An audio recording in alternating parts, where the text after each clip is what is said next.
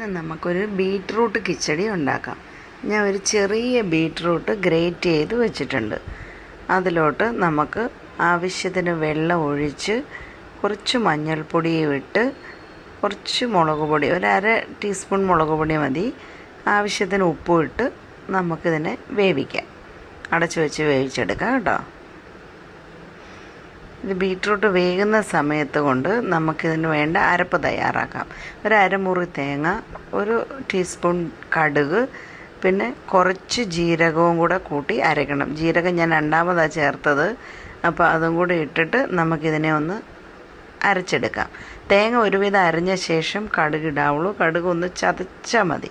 ചതച്ച ശേഷം ഇതെല്ലാം കൂടെ നമുക്ക് അരപ്പ് ഈ ബീറ്റ്റൂട്ട് വെന്ത ശേഷം ആ കറിയിലോട്ട് ഒഴിച്ചു കൊടുക്കാം. എന്നിട്ട് നല്ലപോലെ അതിനെ ഒന്ന് തിള വരുമ്പോൾ അധികം പുളിയില്ലാത്ത തൈരൊഴിച്ച് ഒന്ന് ചെറുതായിട്ട് ഇളക്കി അടുപ്പ് ഓഫ് ചെയ്യുക. പിന്നെ നമുക്ക് കടുക് പൊട്ടിച്ചാൽ മതി. കടുക്, വറ്റൽമുളക്, കറിവേപ്പില ഇത്രയും ഇട്ട് വെളിച്ചെണ്ണ തന്നെ ഉപയോഗിക്കണേ. ഇട്ട ശേഷം കടുക് വറുത്ത് കിച്ചടിയിലോട്ട് ഒഴിക്കുക. ഉപ്പൊക്കെ നോക്കുക. നല്ല ടേസ്റ്റി കിച്ചടി റെഡി.